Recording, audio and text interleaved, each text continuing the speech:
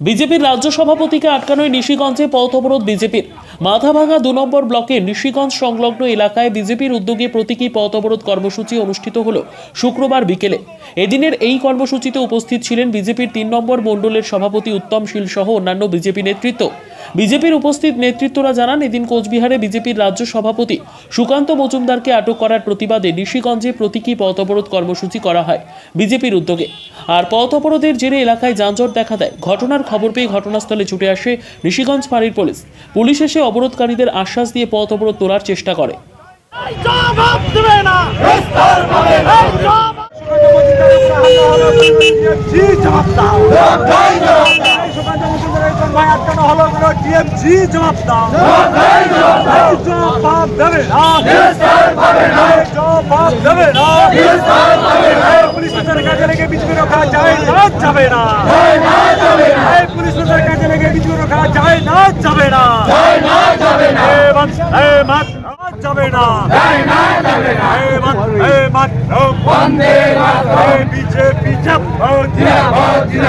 Bharatiya Janata party जब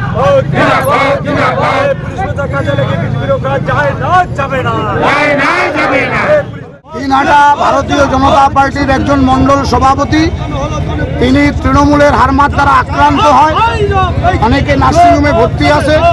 আর এই বিষয়টা ভারতীয় জনতা পার্টির রাজ্যের সভাপতি সুকান্ত মজুমদার মহাশয় উনি তাদের সঙ্গে দেখা করতে আসছে।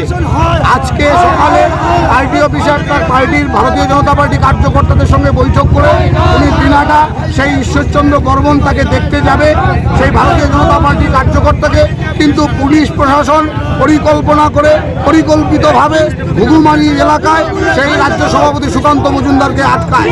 আর সেই জন্য তারই প্রতিবাদে যে একজন জনপ্রতিনিধি, একজন ভারতীয় জনতা পার্টির সর্ববৃহৎ পার্টি, সর্ববৃহৎ দল, আর সেই পার্টির রাজ্যের সভাপতি তিনি একজন আক্রান্ত কর্মীকে দেখতে যাবে, আর সেখানে পুলিশ প্রশাসন রীতিমতো তাকে আটক করবে, যেতে বাধা দেওয়া হবে।